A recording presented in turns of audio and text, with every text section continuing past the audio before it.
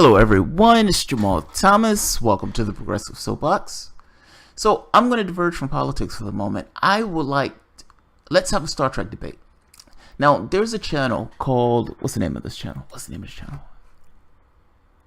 Lore Reloaded. Now, Lore Reloaded goes into all of these different sci-fi movies and it's almost like background information. If anyone has ever seen Comic Books Explained or Comic Historian, Lore Reloaded is kind of like that, but for the Star Trek, let's say sci-fi universe, because it goes into Star Trek, Doctor Who, Battlestar Galactica, the works. The channel is great. He gave this hypothesis that if the Dominion in Star Trek fought the Borg, that the Dominion would eke out a victory. Now, in order for this to be true, and he says, what's your opinion? So write your opinions down below. I'm not writing my opinion down below. I'm just giving my opinion in my video. He postulated a few things. My issue with the way he framed this argument was, let me say it this way. Some people will make this argument as well, and they think it's perfectly intellectual. Either God is not God, or God, what is it? Either God doesn't have the capacity to do anything about the suffering, or the God doesn't care about the suffering. And it's like, you understand that built into that statement is a lot of assumptions that you have no idea if those assumptions are true. Like, you're forcing a scenario, and then you're saying it has to be one of these two things based upon the scenario that I myself have forced and I myself have postulated. That's assuming that the bounds are what you're calling the bounds. That's what I'm saying. If you're going to have a conversation about the Dominion versus the Borg, you can't have those bounds. So some of the bounds that was made, and I'll put the video below, was that it would take 2 years for the Borg to get back, that this fight would take place in the Alpha Quadrant as opposed to taking place in Borg space, that the Borg would only send X amount of ships, that essentially the Borg would be slow to change battle tactics, all of these things. And I don't know why these things are being taken to be true. When Borg was fighting species 8472, something like that, I may get the name wrong, but the species from fluidic space, they sent several ships. The battle tactics that they were using for the Federation was somewhat different than the battle tactics they were using for that species. It gives this kind of indication that the Borg does change depending upon the people who they're fighting. Also, when Janeway was fighting the Borg, and the Borg had to deal with this immensely new technology, like 20, 30 years into the future, technology that was specific to attack and defeat Borg. In the first encounter, Janeway ate him alive, meaning the old Janeway was eating the Borg alive. They couldn't compete. Within a few days, the Borg had adapted to the technology. Now, if you're telling me that the Borg is going to be fighting the Dominion lost to the Federation, or I should say the Alpha Quadrant powers. If you're telling me that they're having this fight, and I'm saying this in a good mood, in a jovial way, so I'm not browbeating the channel. This is perspective. And I like the channel, so I don't just be taken a particular way. This is just this kind of nerding out of sorts. And give me your opinion. I could be wrong. I don't think I am, but I could be wrong. If they're having this fight, and say for the moment it is taking place in the Alpha Quadrant, are you telling me that it's going to take a huge amount of time for the Borg to adapt to technology when in canon, in the Voyager series, they adapted to technology within a few days? And that technology was years ahead of anything that the Borgs had ever seen. Years ahead. The shielding and everything else, adapt. They adapt. Now, they're fighting the Jamarl, which is, for the most part, a conventional military fleet. And I would agree that if the Borg sends one ship, that Borg ship will be beaten at a certain point because there's so many Jamarl and cloning factories and everything else. But come on. If it's one of those things where you're postulating it's going to take 2 years for them to send a ship, I don't know why you're saying 2 years. I don't know why you're making that case. But assume for the moment it is 2 years. Are you telling me that the information that they received from the first engagement wasn't going to get back to the other ships? And he said it does. I don't like the 2-year estimate. That's the first point. But let's say it is 2 years. The number of ships that the Borg are going to send when the Borg fought, this is me nerding out, I get it. When the Borg was fighting this other species, it was a species that they were using. It was two fights. It was two things. One species, the guy was mad because Janeway worked with the Borg doing this kind of fight with the fluidic space aliens. And because Janeway worked with the Borg in this case, the Borg swarmed his planet, highly technological civilization, swarmed it with multiple cubes. He said he looked up in the sky and they were full of cubes in the sky, Borg cubes. So it's not just sending one, they send an armada. They would send it based upon the challenge that they believed that they're having. If they had a situation where they believed that the Dominion was a major threat and they wanted to take that space, they would send a fleet commensurate with the threat. Now, it's a computer. Have you ever played a computer in chess? Have you ever played a computer in chess? And I would imagine that the Borg computer is infinitely more complex than the computer that you're playing at chess. And that computer, yes, it uses brute force. But man, brute force, particularly if you can't do anything about it, it doesn't have to be finesse. It doesn't have to be sexy. It just needs to work, and it needs to be effective. The Dominion would lose that war. Even if you want to say that the Dominion would run their ships into the Borg cubes and everything else, fair enough. Even if you say they're going to all give their lives, fair enough. I don't know how all of them are going to give their lives, fair enough.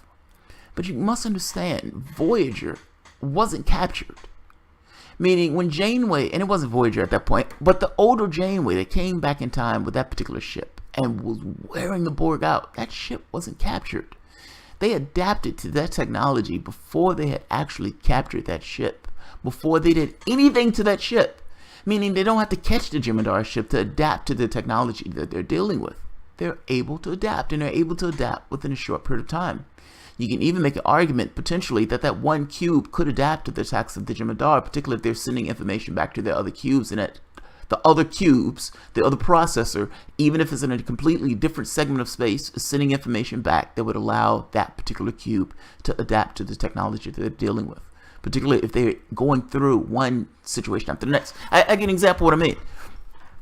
In his argument, Lord kind of made this point of they're probably going to eat away at many of the outposts of the Dominion, meaning they're going to attack one outpost after the next, and the Jem'Hadar is going to be slow into figuring out what the hell is going on. I would make the argument to you that they will be adapting to their technology the entire time that they're eating through the Jem'Hadar fleet. They don't have to capture the Jem'Hadar. They don't have to assimilate the Jem'Hadar. They can outright kill the Jem'Hadar. And I would even make the case, we'll come to a situation where they figure out battle tactics where they can capture the Jem'Hadar and assimilate those fighters, because they were Jem'Hadars who were captured. If I'm not mistaken, I could be wrong on this, but there were some Jem'Hadar. Okay, I'm not going to say it because I think I'm right, but I'm not sure. I don't fully remember when 709 was in Unimatrix Zero and she was having those dreams. This is nerding out to an extreme degree. I understand it. I understand this has nothing to do with politics, if you want to say that. This is everything to do with this thing of Star Trek. Fair enough. But you understand, Star Trek has politics in it. All shows have politics. Comic books in general. Like the conversation we're having right now is, to some degree, you make a case of politics of war. What does the Jem'Hadar do in this case when they're fighting an enemy that's massively superior? Like, I don't go with this argument that they're the same in technology. I think the Borg would adapt. If you're going to make the case, which he did, that the Jem'Hadar is not necessarily all that scientific, that's all the Borg is. They're going to be crunching numbers and everything else. And even if they can't assimilate, they're going to assimilate the technology because they're going to be interacting with technology.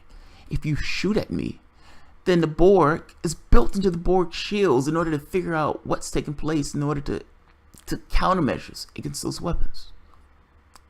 You can say that the Jem'Hadar will be more vicious than Starfleet. Fair enough. You can say they will more of a threat than Starfleet. Fair enough. But that's a different question than to say, would the Jem'Hadar be able to win in a battle against an armada of Borg ships? Because I would make the case that they would send an armada if they thought that the threat deserved an armada. Can't put constraints on them in that way. It's unfair. It's like it's unfair to the Borg to put constraints on the Borg. Why do you think the Borg is not going to change? Like, why do you think they're going to be so slow to change when in canon they were able to change pretty rapidly to advance technology? That's all. I mean, and yes, this is me going on my wheelhouse, and I have no strong feelings about this at all. So, fair enough. I just thought it was an interesting conversation to have. Yes, I'm picking a fight with another channel, but I'm doing it in a good way. This is camaraderie among geeks, people who just love Star Trek and have nothing better to do with their time than talk and bitch and complain about things that aren't real. Love it. I used to have these Star Trek battles with somebody else, another friend of mine, where we used to get into these back and forths about Star Trek, Star Wars, and all this other stuff. The Borg will win, man. I'm sorry, the Borg will win. The Borg will win. They would adapt to the Jamarl's technology in the same way they adapted to Starfleet's technology. Part of the reason that Q flipped Picard to interact with the Borg was he wanted to get across this thing of these guys would adapt to everything that you're going to do, and they're going to break you. And there's nothing you can do about it. They're going to chase you down until your shields fail. They're going to chase you down until you can't, your warp drive can't compensate. You're going to lose this contest. And I would make the case that even though the Jem'Hadar may be a little bit more bloodthirsty, even though they may be bred for war and everything else, you're talking about a technologically advanced civilization that literally goes with this idea of adapting themselves to the technology to which they're dealing with, because they want to add that technological distinctiveness to their own. They're bred to adapt. And in your argument, you've destroyed their capacity to adapt and saying that they're going to lose the war because they can't adapt. I'm saying they will adapt. They adapt pretty rapidly in the show itself. Even when they were fighting that fluidic space species, they adapt pretty rapidly. I don't understand why you think they're not going to adapt to the Jem'Hadar. Oh, I should say adapt rapidly to the Jem'Hadar. I think that one cube is going to do more damage than you think. I think that one cube is going to adapt to their technology, and the Jem'Hadar is going to be slow to figure out that, oh my god, we need to rotate our shield frequencies. Oh my god, we need to rotate our phaser frequencies. If you're going to make the case that the Federation is more scientific in this way, meaning they were more apt to figure these things out than the Jem'Hadar, which I think you're right, then that means that they're going to be eating through the Jem'Hadar fleet left and right. And that one cube may be a scout, but that one cube is going to do a massive amount of damage. And that one cube is going to send back a ton of information in regards to how to pick them apart. They may be bred for war, but they're going to lose this war. They're going to lose this particular war. I leave it at that. This one isn't intended to be long. I just want to talk about some other politics. So, sorry, Lore Reloaded. I'm picking on you in this one. But I think I'm right. It's just conjecture, though. Alright, guys. If you enjoy the content, feel free to share, like, subscribe, and of course, you can always support through Patreon. And by the way, give me your opinion on this. Think I'm right? Do you think I'm wrong? Let me know. I'll put Lore Reloaded thing in the bottom. Lore Reloaded. He has good content. I like his stuff. Even when I disagree with it, like on this one, I like his stuff. I think it's interesting to hear people break down Star Trek in the ways that he's breaking it down. And he goes into detail, like the ships and everything else. It's a fascinating channel. Well, it's fascinating to me anyway. All right, guys. Have a good one.